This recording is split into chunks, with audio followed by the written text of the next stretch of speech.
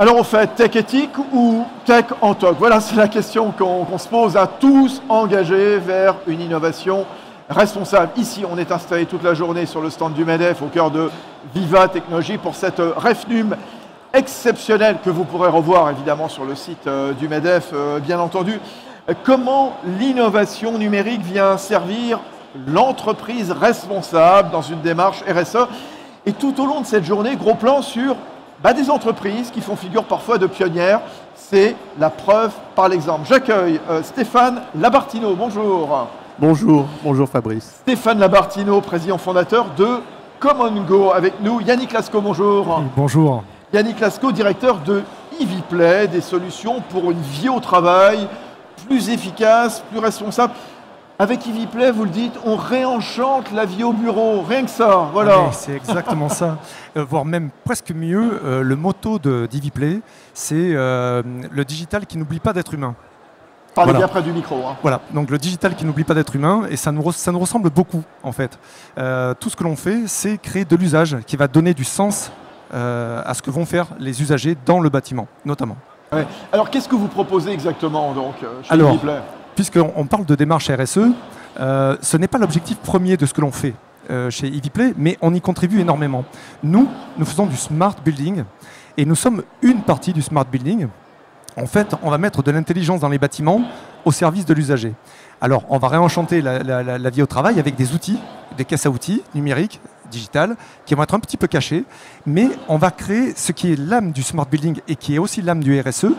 On va traiter du sociétal d'un côté, et également, avec les cas d'usage, on va créer de la valeur. Voilà, c'est très important de comprendre ça. Et donc, prenez un exemple précis. Alors, un exemple très précis. Aujourd'hui, dans les bâtiments, ce que l'on pense coûter très cher, c'est l'énergie, oui. C'est globalement le gardiennage. Eh bien, figurez-vous que dans ma première prestation parlant de smart building, on me demandait de faire de l'économie d'énergie dans un très grand bâtiment. J'ai demandé tout bêtement quelle était la feuille de charge de l'entreprise. Et il se trouve que 90% des charges de cette entreprise-là, c'était l'humain. Ce qui est très logique. Jusque-là, tout va très bien. Mais la question que je me suis posée, c'est pourquoi est-ce qu'on me faisait intervenir pour gagner 3% de 1% du problème, qui était l'énergie, alors qu'en fait, l'humain, toute la journée, consomme de l'énergie, va occuper des espaces qui coûtent une fortune. Là, c'est 10% des loyers dans une entreprise. Et on va vite se rendre compte qu'un humain qui n'occupe pas une surface qui lui a été mise à disposition, c'est une gabegie financière monumentale. Si on parle de responsabilité sociétale, on a un vrai sujet à traiter là pour le coup. Et on s'est rendu compte que tout ce que faisait l'humain dans l'entreprise méritait d'être mieux perçu et que l'énergie là-dedans était finalement un peu à la marge. Finalement, le bâtiment, il existe. Finalement, les smartphones sont déjà là. Et là, on s'occupe de quelque chose qui, en termes de dépenses financières, est à la marge de ce que représente un humain qui ne travaille pas correctement, qui ne prend pas son rendez-vous au bon moment ou qui n'occupe pas une salle. Qu'est-ce que ça traduit? Qu'est-ce que ça prouve? Que les organisations sont un petit peu dépassées quelque part? Oui, clairement. Alors, souvent, ce que je dis, c'est que les entreprises que l'on a aujourd'hui sont alimentées par une conception plutôt années 80 et 90, ouais. Et qui est très, très amenée par des DSI. Ah. Pourquoi? C'est très, très simple. Hein. Le digital amené par les DSI, il y a une raison très simple. On leur a confié nos flux de données pour les protéger. C'est leur travail. Ils le font très bien. Sauf que, quand ils font ça, ils nous privent aussi de la mobilité. La mobilité n'est pas intrinsèquement acquise par des DSI qui ont appris depuis les années 80 à protéger des câbles, en gros. Donc la mobilité n'est pas dans le film de départ, malheureusement. Et donc, comment est-ce que vous offrez du service à des usagers à qui vous ne l'amenez pas? On ne lui donne pas. Aujourd'hui, c'est très clair, depuis le Covid, la mobilité a largement gagné, notamment dans les flux. Toi, tu sais très bien de quoi il retourne, parce que tu en traites beaucoup de données. Mais voilà, le mobile a largement gagné, et l'entreprise, elle a amené un peu de travail à la maison, mais elle n'a pas fait l'inverse. Elle n'a pas ramené un petit peu de chez moi au travail. Bon, c'est un petit peu moins vrai chez EasyPlay, mais c'est toujours le cas en entreprise. Voilà. Et donc, on a oublié un peu l'usager dans le film. Tout ça parce qu'on veut protéger, surprotéger des flux qui, aujourd'hui, n'amènent pas le service dont j'ai besoin. EasyPlay, concrètement, donc, une fois qu'on a fait ce constat, oui. Vous corrigez ça comment alors? Alors, on a un concept assez simple. Ça nous a pris du temps à mettre en place ce concept-là, mais on s'est rendu compte d'une chose très simple. que nous vivons tous. Si vous voulez que je vous offre un service, venez chez moi. Oui. On regarde un Grand Prix de Formule 1 ensemble. Oui. Alors, un match de rugby. On verra. Peut-être pas, voilà. Vous n'allez pas directement, vous n'allez pas directement dans mon réfrigérateur prendre une bière. Non. La première fois, on ne fait pas ça. Je suis plutôt poli, ça va aller. Mais quand bien même on serait poli, l'entreprise, c'est entreprendre, c'est faire les choses ensemble. On met à ma disposition des outils. Voilà. Mais est-ce qu'on s'assure que je suis la bonne personne au moment de les utiliser? Ça, c'est intéressant. Au bout de la deuxième fois, vous revenez à la maison, j'ai un petit peu plus confiance. On a passé un bon moment ensemble, et donc la deuxième fois, oui, il est peut-être autorisé d'aller chercher une bière dans mon réfrigérateur. Et bien l'entreprise, c'est pareil. Il va falloir que je vous connaisse d'abord, avant de vous donner un service. Pourquoi? Si je vous connais, je vais pouvoir adopter le service parce qu'il me concerne. Et on va me donner des droits pour l'utiliser. En retour, l'entreprise, elle est certaine d'une chose, c'est qu'elle vous connaît. C'est bijectif en fait. Ça, c'est de la confiance. La confiance, c'est de l'adoption. Si on adopte, on va créer des usages qui vont être utilisés, et là, c'est responsable, pour le coup. Ça, c'est le premier axe. Je vous connais. Le deuxième axe, je vais vous connaître mieux que ça. Je vais savoir où vous êtes au moment où vous faites une action. Si je croise les deux, ça devient génial. Je sais qui vous êtes, et je sais à quel endroit vous allez réaliser l'action. Alors bien sûr, on ne vous trace pas. Non, c'est pas la question. Mais si vous voulez réserver une salle de réunion, puisqu'on parlait de concret, aujourd'hui, moi, quand je suis dans mes locaux, je pose mon smartphone sur la table et la table me parle. Et elle sait que j'ai des droits, elle sait que j'ai le droit d'être là au bon moment, et elle sait que j'ai le droit d'utiliser le service Microsoft 365, par exemple. Et je n'accède pas à ce service-là. J'ai pré-mâché le travail, la table me parle et me dit combien de temps veux-tu rester là. J'ai économisé un temps incroyable. Je fais de l'opportunisme, ce qui m'est interdit aujourd'hui.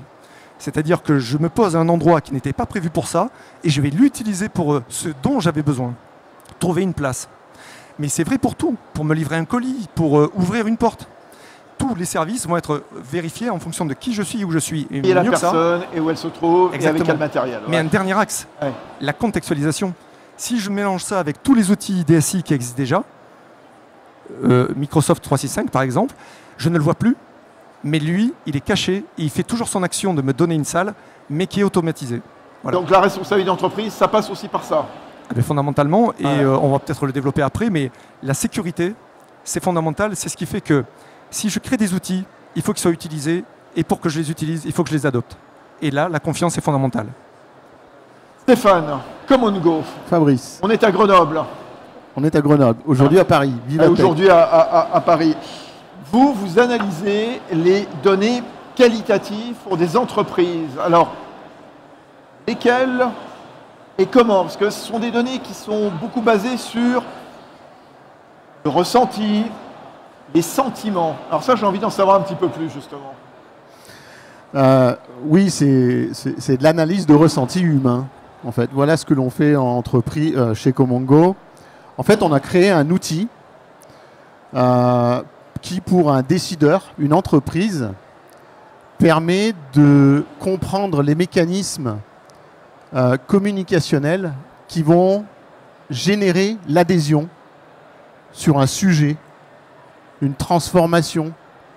On a beaucoup parlé de télétravail. La mise en place du télétravail dans une entreprise, c'est pas forcément la même mise en place, c'est pas forcément le même discours selon une petite entreprise ou une grande entreprise. Ça dépend de l'écosystème à qui on s'adresse. Comment est-ce qu'on le ressent, ça, alors, justement? Qu'est-ce que vous allez regarder exactement? Comment on va chercher le ressenti des gens et on va aller leur demander la traduction de leur ressenti par des mots. Les grands acteurs de l'analyse sémantique en big data, ils mettent des mots-clés et vous avez des mots-clés sur Internet. Bon, nous, on va chercher les pensées des individus et leur traduction de ces pensées par les mots qu'ils utilisent. C'est l'analyse du ressenti. Fabrice, le sujet de Vivatech, par exemple, qu'est-ce que ça évoque? Qu'est-ce qu'on aime? Qu'est-ce qu'on n'aime pas? Et qu'est-ce qu'on aimerait y voir qu'on n'a pas vu? Ça, c'est le ressenti humain, c'est juste le mécanisme du feedback. Il y a zéro jugement dans ça. Mais par contre, l'entreprise, quand elle a compris toute cette perception d'une population qui est visée, elle a un super diagnostic hyper précis de dire « Ok, je comprends mes auditeurs, donc je vais me rapprocher et leur donner des solutions qui ont du sens. » L'analyse sémantique, Une des définitions, c'est l'analyse du sens. C'est l'analyse sémantique. Vous allez repérer quelque part les mots identiques. Hein, et ça va au-delà. C'est-à-dire qu'on va regarder même les racines, puisqu'on appelle aussi les lemmes qui correspondent aux formes canoniques d'un mot. C'est vraiment l'expression parfois la plus simple d'un mot, l'infinitif, par exemple. Il y a tout un mécanisme, bien sûr, d'analyse de la langue. C'est fondé sur du traitement automatique de langue. Hein. Et ça, d'après quoi? C'est quoi? D'après quel texte? D'après des mails? On est sur le workshop Green. Non, on pose des questions aux gens. Poser des questions aux gens. On s'intéresse aux gens, clairement. On a un sujet et on veut voir comment ils le perçoivent pour être sûr que la réponse que l'on va donner va avoir du sens pour eux. C'est essentiel, ça, je pense, dans une démarche de transformation. Mais vous donnez un exemple sur l'analyse sémantique, puisque vous vouliez être technique. On est sur le workshop Green aujourd'hui, des espaces de verdure, des champs d'herbes vertes, des forêts verdoyantes. Bon, la machine, elle va repérer des synonymes, espace, champ. Elle va repérer de la racine, vert, verdure, verdoyant. Et là, elle va dire, ces idées-là, tac, il y a quelque chose. Et elle va y mettre un concept sémantique, espace, verdure, qui qualifie un ensemble de données, un ensemble de réponses d'individus. Oui, mais à l'époque du big data, ouais. Ça suffisait pas justement ce big data justement pour des boîtes? En fait, le big data, il y a un paramètre dans le big data dans mon métier. Hein, attention, dans l'analyse sémantique, il faut définir déjà ce qu'on appelle des ontologies de domaine. C'est-à-dire qu'il n'y a pas le même vocabulaire selon le marché financier ou le marché de des pneumatiques. D'accord? Au-delà de ça, ça pousse les gens dans le pneumatique à tous parler de la même chose, les mêmes mots. Mais ce n'est pas ça le propre de l'entreprise dans un mécanisme, encore une fois, que ce soit managérial ou que ce soit marketing. Le propre de l'entreprise, c'est de trouver les mots qui les qualifient, qui la spécifient, qui la sortent du lot, qui font son ADN, sa patte. Et ça, c'est le regard de l'autre. C'est le mécanisme en branding, on appelle ça l'image de marque en fait, en branding. On appelle ça l'image de marque, l'image perçue. Ce que vous faites, c'est de l'audit qualitatif. La donnée RSE, elle intervient à quel moment alors, puisqu'on est justement dans cette donnée RSE? Alors, déjà le lien social. Je me mets dans une position où je vais bien insister sur l'homme, le côté humain. Je me mets dans une position où je vais d'abord écouter. Tout à l'heure, je disais à Yannick, nos grands-parents, nos parents nous ont dit écoute avant de parler. En fait, la première responsabilité que je pense qu'une entreprise doit avoir, c'est d'abord d'écouter. La plus grande force d'un directeur de communication, c'est d'écouter et de faire remonter ces informations. Nous, on a créé un outil qui va pouvoir écouter instantanément, en volume, de manière asynchrone, et de faire remonter et d'avoir des algos qui, par une puissance de calcul, vont tout de suite tirer des conclusions sur la perception. Par contre, le côté RSE aussi, ce n'est pas l'outil qui dicte la marche à suivre au décideur. C'est le décideur qui, en voyant les résultats, va y mettre de la connaissance, de la créativité. L'humain reste en charge, reste à la maîtrise de ces données. Ça, c'est très important. Ce n'est pas des algos qui dictent, voilà les mots, et si tu n'y es pas, tu... Non. Il y a un contexte, il y a une connaissance, il y a une intelligence humaine. Qui sont vos clients Command Go? Vous avez des grosses boîtes, des petites boîtes? C'est qui? Nous, on a fait 4 ans de labo, on a lancé le produit, on a eu la bonne idée de la lancer au moment où il y a le Covid. Donc vraiment, on a lancé le produit sur le marché en 2021. On a besoin encore plus d'humains, 2021. Ouais. Donc oui, on a des grandes entreprises qui nous utilisent, qui ont besoin... comme ça qu'on se rende compte.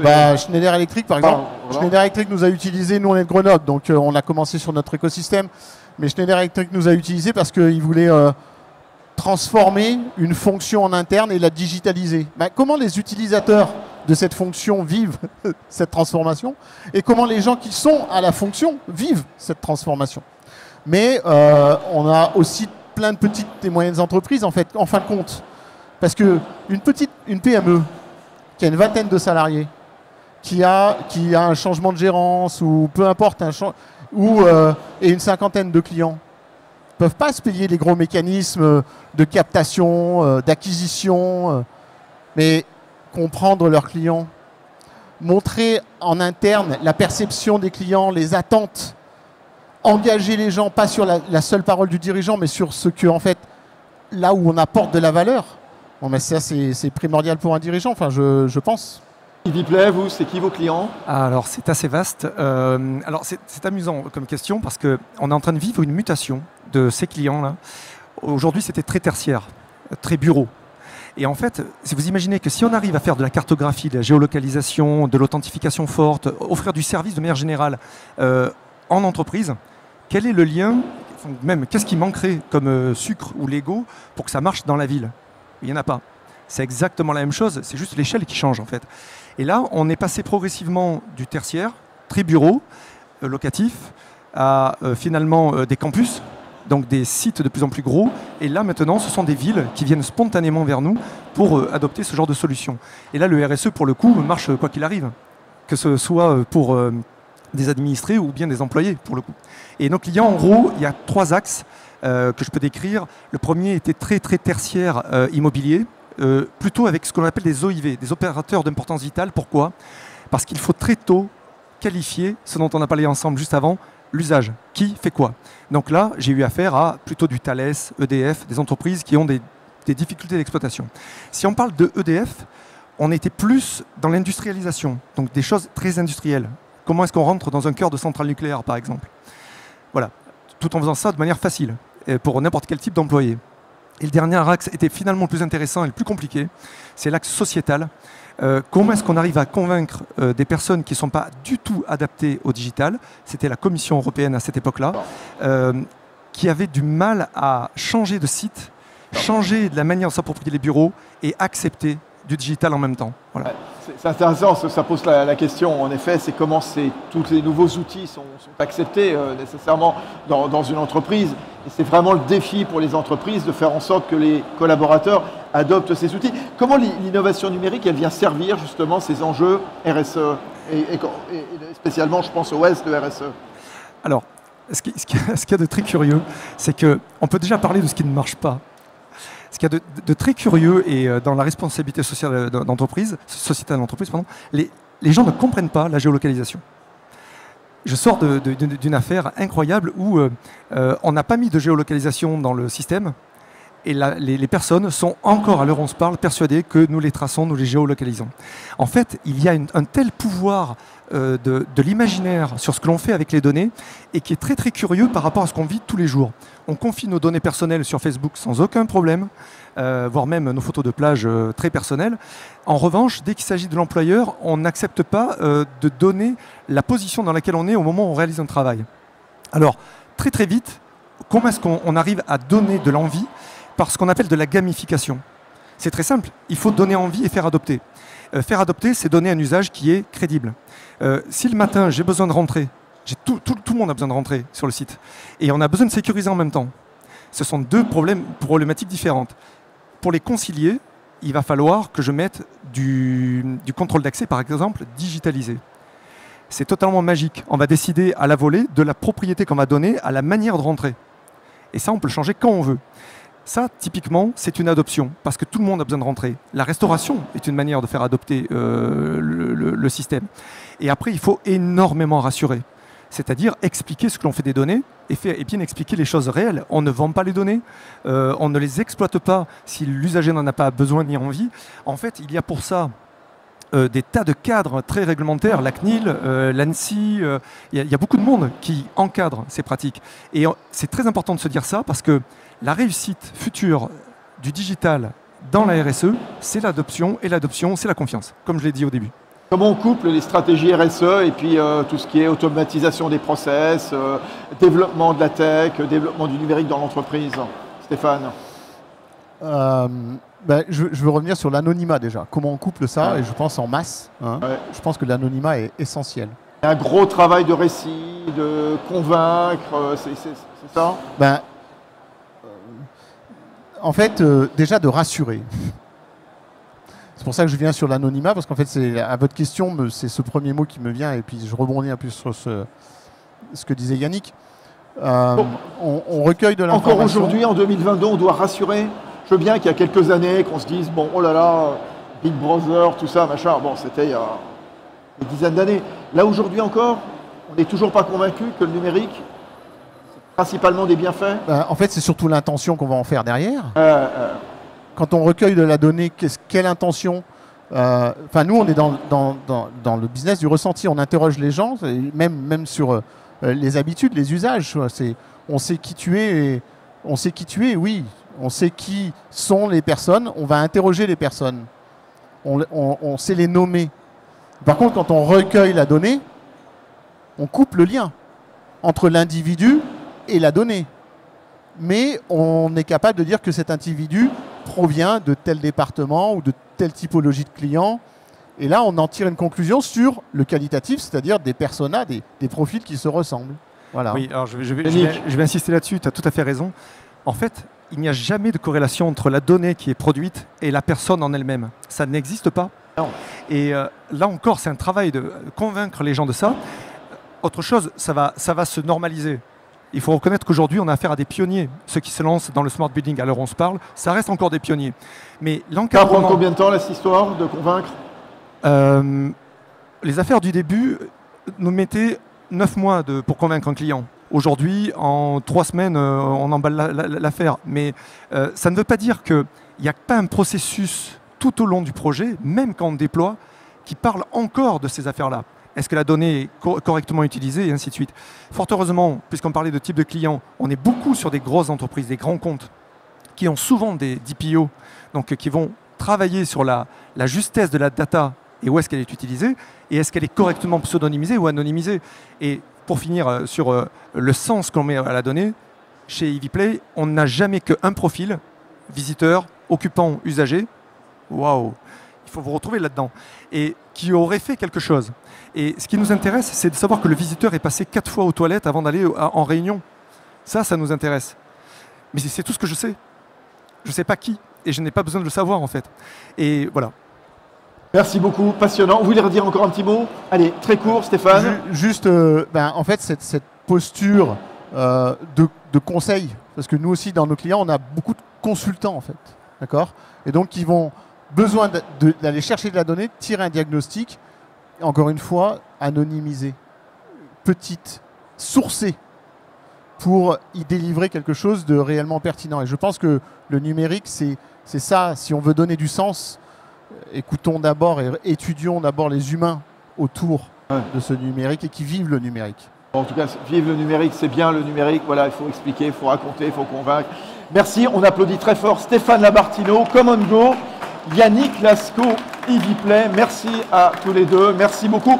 On va se retrouver le temps d'une pause aux environs de 14h ici même, bien sur le stand du MEDEF pour cette REFNUM Tech en TOC ou Tech éthique. Voilà, c'est la question qu'on se pose. Oui, vous connaissez la réponse, bien entendu. J'ai hâte de vous retrouver. Oui, on va travailler toujours sur, tous engagés vers l'innovation responsable. À suivre cet après-midi, d'autres formidables témoignages. On redémarrera avec le président du MEDEF, M. Jean-François Roux de Bézieux, ici même à 14h. À tout de suite.